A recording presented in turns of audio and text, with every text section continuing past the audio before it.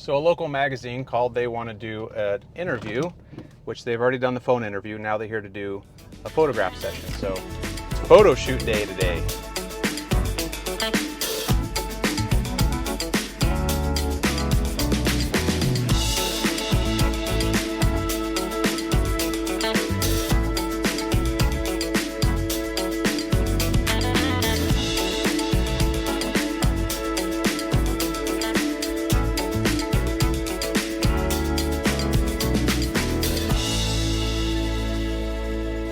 This is one of the cars we service for Experience Florida Car Rentals.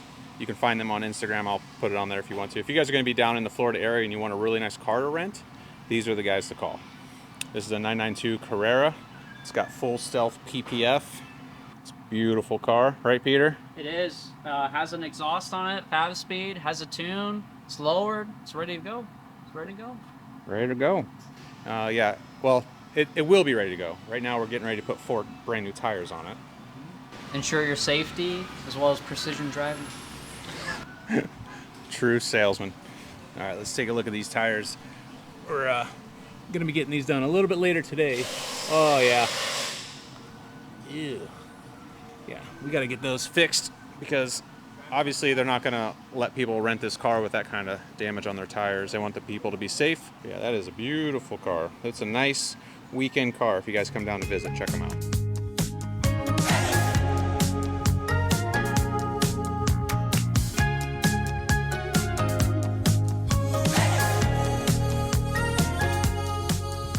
All right, we got a Ferrari F12 and it has some sticky buttons. Somebody attempted to fix this, and it's hard to tell on camera, but that is very sticky. Common for the Ferraris to get these sticky buttons. Robert does a fantastic job at cleaning all the stickiness off all the buttons. So Robert has to take the door panel off, disassemble it, and get that piece out there so he can take all the stickiness off all of these buttons, the steering column cover, some of the buttons on the steering wheel, all these buttons. Oh yeah, there's a whole bunch of key gouges everywhere, and now it's all been redone. Nice and pretty. Matches the leather. Very nice. So this was all super sticky, right? I've seen them before. You get like, especially if they ever have a dog in there, you get dog hair and all kinds of stuff stuck to it. It's gross. Yeah. I had everything laid out right here this morning that I got done, and yeah, looks great. How long does it take? So it's what, 2 or 3 days probably to get all the work done, right? at least 3 days. 3 days, yeah, that's... And then it's got to cure. I usually let the car sit outside for like a couple hours, bake it, and then put it back inside and just let it cure. So car's here for probably a week total. That's why you don't see a lot of guys doing it. You don't see them fixing it because it's so much work. It's so tedious to tear all that out. And obviously you got to be very careful. You don't want to break anything. You know, like you said, 3 days of him just working on that, plus cure time.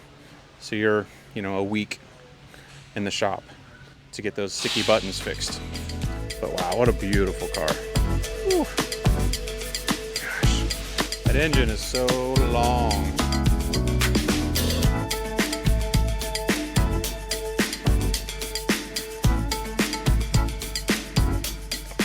All right, you got an E93 convertible. Burke is here working on it. What are you doing to this thing? So the car came in because it had a coolant leak, and it had drained out all of its coolant. The Mickey Mouse flange that attaches to the head and goes to the thermostat actually it's separated. So it drained out all of its coolant, and he had to get it towed in. When he got it towed in, we noticed a little hairline crack in the radiator neck. The old radiator's over there. So we replaced the radiator as well as a bunch of associated coolant hoses, and he was running green coolant in the car, which is also not the correct coolant. So we put the correct blue coolant in there and flushed the system. Nice. Yep, factory coolant. Nice, all new hoses and radiator. Well, look at the neck. Now look at those things fall apart. Yeah. So in the last couple videos, you guys saw Joey working on cars. Well, he's now the production manager, which basically is a push paper and type. hits the keyboard. A really nice pencil. It's a nice pencil. Basically, his job is to dispatch the work to the technicians, make sure they are staying productive, You know, he checks in the parts, and then he'll dispatch the parts. He'll send them to the techs to make sure that everybody stays busy. You know, we try to stay super efficient here. Obviously, business-wise, you want to be efficient, but it's also a great benefit to our customers because, you know, the car comes in and they get the car back as soon as possible. They don't want to be waiting on us, so we try to hurry up and get their car back to them.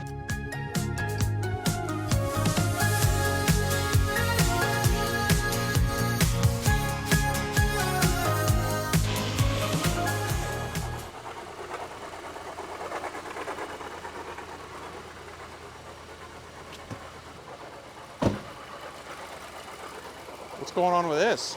Originally came in for a noise under the hood. When you look closer, you can see AC compressor's not having a great time. Wow.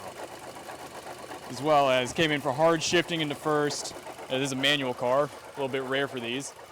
As well as just oil change, some other maintenance, nothing major, but that was their big concern was that one. I guess he just purchased the car, this is his first Audi, and yeah, really wanted to get this thing up to shape. The body's actually extremely clean for these cars. Yeah, actually, pretty cool. You don't see a lot of these. No. I don't know if we can see the shifter down here. Yeah, it might be covered. You think the shift cable is bad? There's a tendency, this being co-designed with Volkswagen off of their Golf platform, that they do have a tendency of those bushings going out, especially a vehicle this age. It's from '07. Guarantee it's never been replaced before, as well as the bushings that are inside the shifter linkage box. So gave him the option. He's going to, I think, wait for right now to look into those, maybe do cables while we're at it, since the whole assembly does have to be dropped out the bottom. Yeah, Shop DAP, they've got the Holy Shift kit to fix that. Hey, be brand new. Yeah, and it comes with the Paul install option. So that's an inside joke. Paul will come install it for you. Hey, busy man. Comes with a low price of just having to buy one of these. Yeah, right.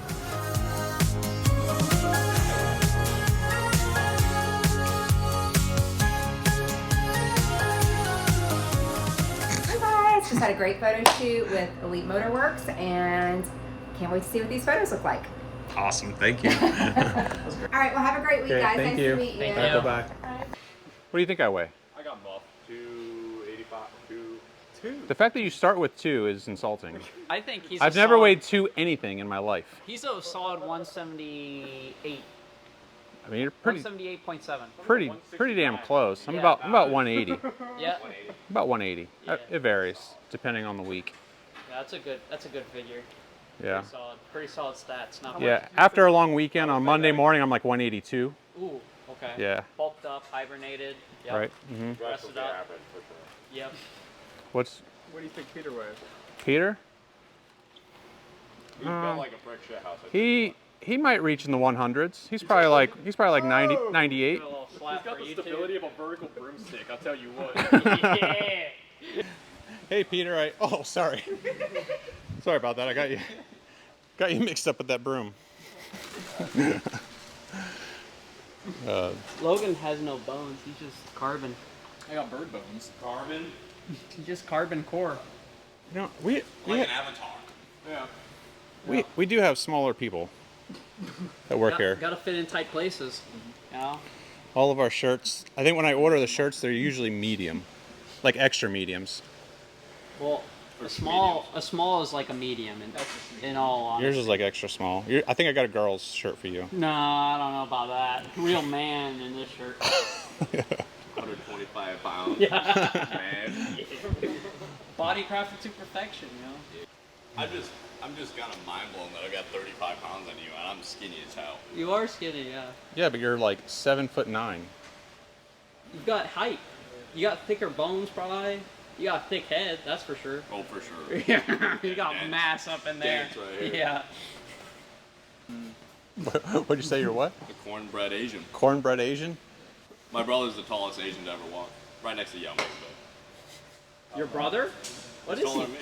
Really? Yeah, he's like 215. He's big back. Whoa. Wait, is he older or younger?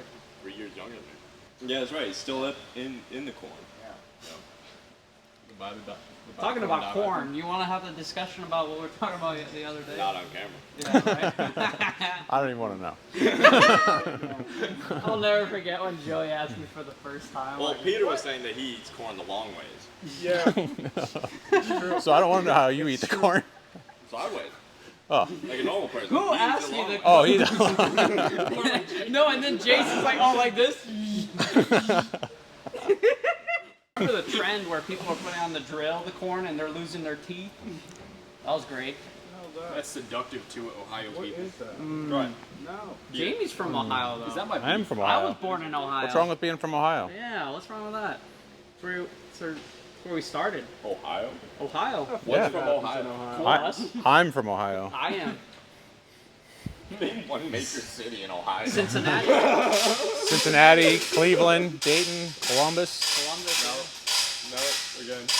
Not even on the map. What do you We're mean? not cultured. They got sorry. Delaware. Delaware is where I grew up in Ohio. Delaware is where my old middle school buddy lives. Really? That's where I grew up. I went to high school there. Delaware is a state. It is, but It's also a city in Ohio. Oh, God. this is a Conversation Street at Elite Motorworks. No, yesterday's Ranch. was way worse. But Yeah. since the camera's out, we can't go.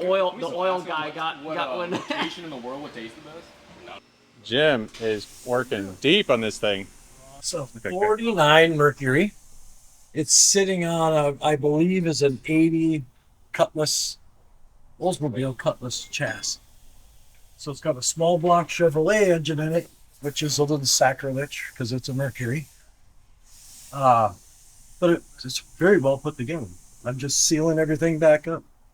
What do I have? Did I have a leak somewhere? I had valve covers, I had the oil pan reseal, which is what I'm doing right now. Needed a steering sector. That's sitting there. That's the next project once I get this all bolted up. Gotcha. I Cool. did wheel bearing repack also because they're a little loose, and I didn't know the last time they were done. So I had the rotors off, had the bearings out, repacked them, put new seals on, put it all back together. Spins real nice. No, it's tight now.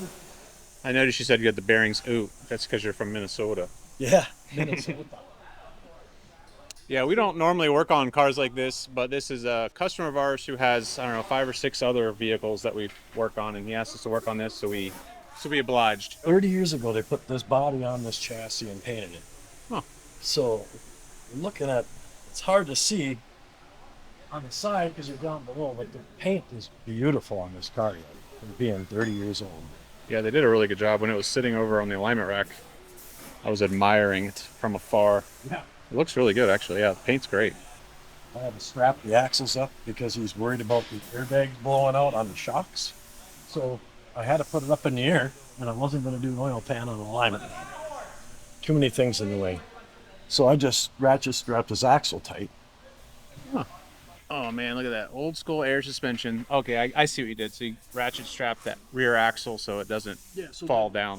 Cool. Look at that pinstriping. Ooh. That looks like is that paint? That's awesome. And it's got the antique plate. What is it about this tire machine, Nick, that you like? The lift. I like the lift the most. It's like the same machine as Cattleman, but the lift just makes it so much easier. Yeah, saves your back. Yeah. Well, one thing I like about this machine and even the other one is that all the plastic attachments and everything keeps the tire from getting damaged, or the wheel from getting damaged, because that's obviously when we're working on the cars we work on, we can't scratch the wheel. And they're super easy to replace too. You just pop them off whenever they start getting marred up. Like this one, I think we just replaced a couple weeks ago. The OG machine at Elite or at Cattleman, you as fast as you can do it, the tire will get done. Gotcha. But it's a lot of physical effort. So less physical effort, a little bit slower, but it's the machine's doing all the work. Yeah, yeah. It's very easy and straightforward to use. Yep. And it's a center mount locking instead of those claws that grip the inside of the wheel and leave those dimples. Really, I've never seen that style before. Really? No. Oh yeah. Yeah, the other ones, they have this like claw system. They separate out and then they'll clamp the wheel from the inside. Oh, like it clamps like that on the inside of the wheel?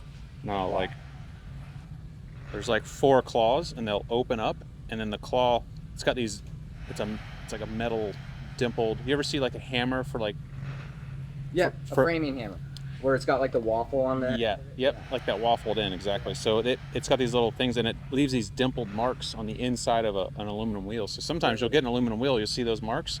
It's from those types of tire machines. There's 4 hands that go out and grip that wheel. Really? So it's gripping the wheel that way instead of using the center mount like we use, where it's got a plastic cone and it's got the finger there that keeps it spinning. If this was the wheel, it clamps it like that, kind of. Yep.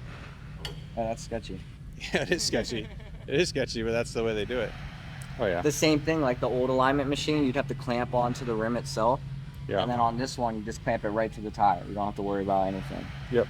And it's flush mount, so you can get the lowest cars on there without having to really worry about it.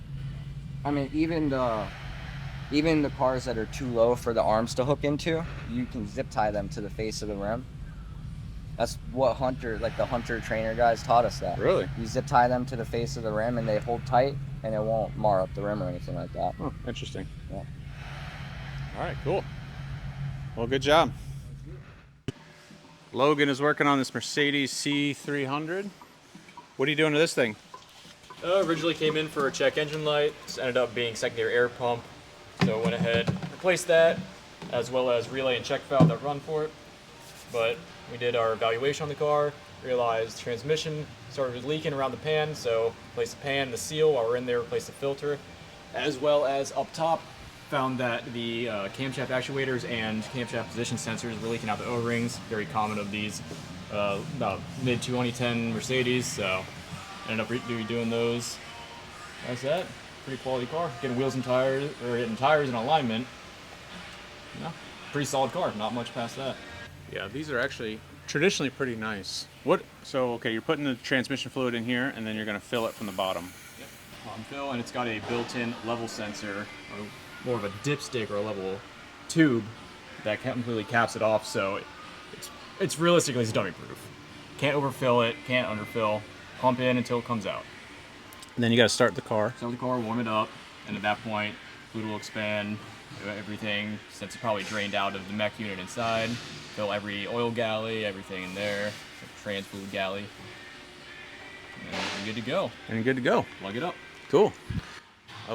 It's kind of a pain, actually. It's a neat system, but it's still kind of a pain because I would prefer just a dipstick that you can just pour fluid into.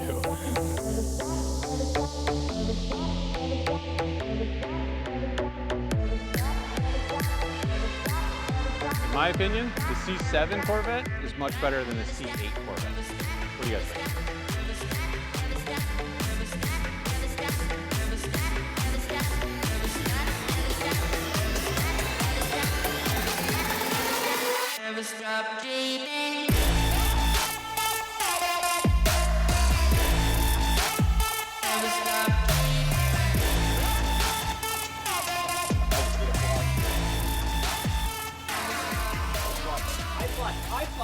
Get the eye flush. Get the eye flush. Go rinse out your eye. Oh my God. Oh, it burns. That's stale. Okay. Who filled this up with brake clean? You all right there, Logan? Oh, I'm feeling.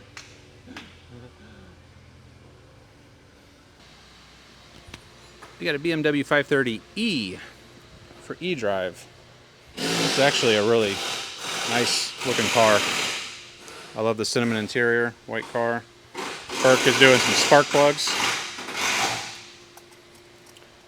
So what is the... Explain to the fine folks, Burke, what E means. So the E is going to have a basic hybrid system implemented in the car. It's going to have a 48 volt battery, and you're going to have some high voltage wires and whatnot. The engine can work in conjunction with the electric system to help facilitate, setting off and saving a little bit of gas mileage and whatnot. Or if you got a small commute to work, you can actually get to work just on your electric system without even ever having to turn on the motor. So I think the range is somewhere between 40 and 60 miles or something, and that's why they call it a plug-in hybrid as well. So technically for months you could just not run the gasoline motor at all and just use electricity to commute. It's kind of a cool concept. Okay, nice. Yeah, I think I'm not a fan of electric vehicles, but the hybrid, I'm coming around. All right, got Kyler over here doing the oil change on the Zamboni. Not exactly an oil change, but keeping it clean. This is what keeps our floors clean. This is the pressure washer. We got the new quick disconnects from McKillen's. If you guys haven't checked that out, I've got a short video on that. It's really cool. Yeah, so the handle swivels when you pull it out. So like if this is all tangled, normally you'd have to like, move the pressure washer handle around, but because that twirls like that, how neat is that? That's so cool. And there he goes. Fresh and clean.